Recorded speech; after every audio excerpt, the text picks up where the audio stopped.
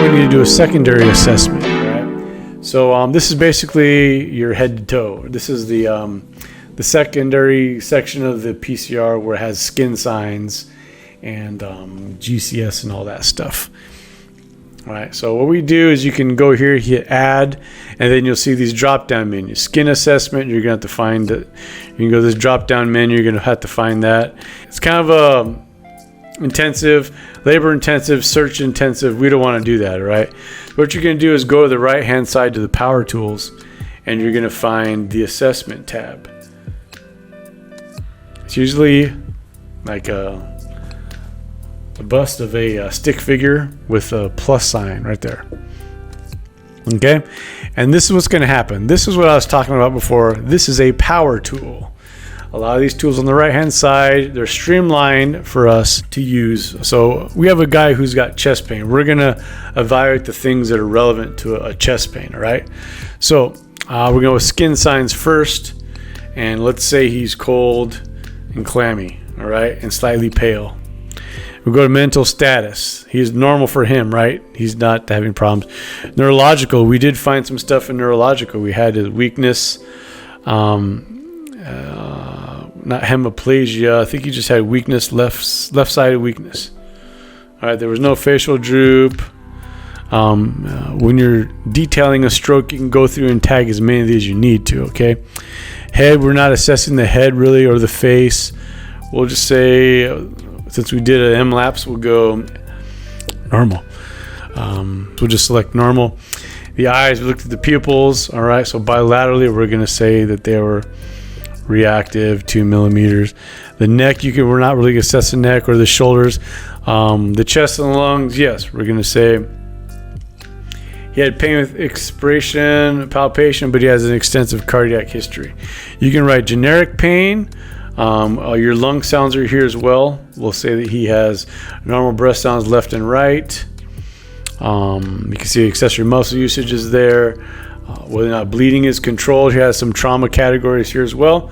The heart section, I don't think we're really trained on this to do heart sounds, clicks, rubs, S1, S2. We're going to write not done, okay? The abdomen, generalized across the abdomen, we're just going to say that's all normal. Pelvis, we're not going to assess that. Like I said, let's say lower leg, ankle. We didn't find anything the rest of the secondary. We're just kind of focused on his chest pain, okay? Now, you can go through and itemize exactly what you selected, okay? And that's just fine. Another way that people have done is hit this tag normals button, and you would tag everything else, that's normal. But putting all normals is just fine as long as you do an assessment on the stuff that you actually looked at. So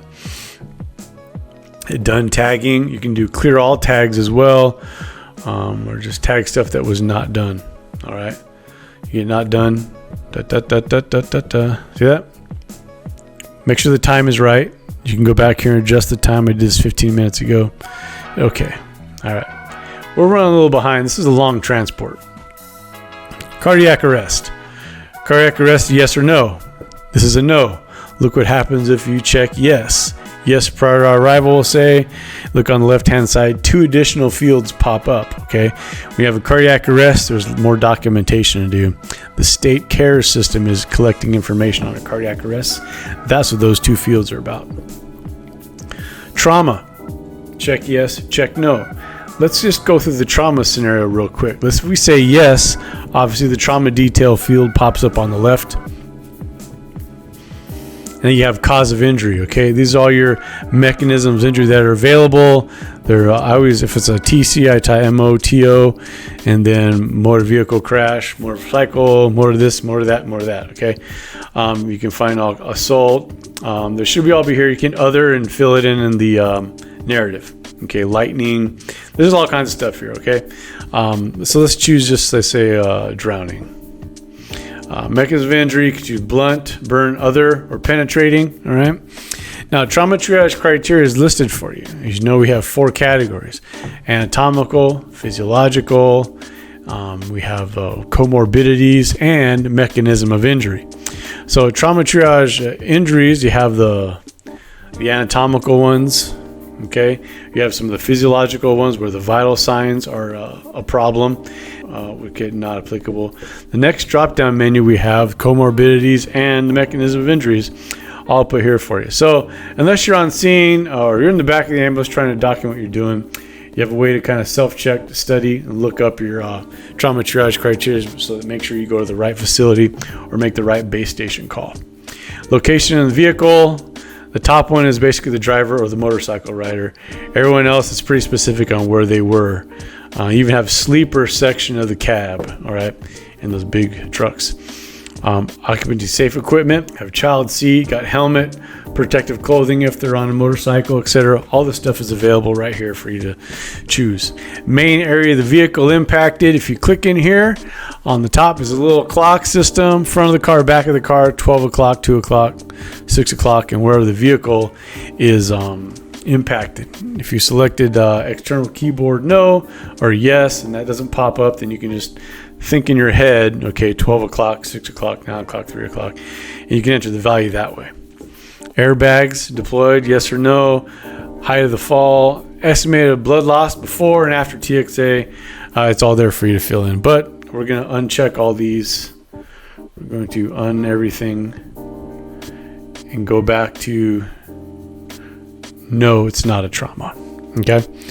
Our narrative, we'll say he's emergent.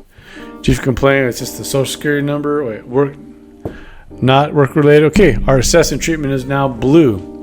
We only have one set of vital signs, but we'll talk about that later.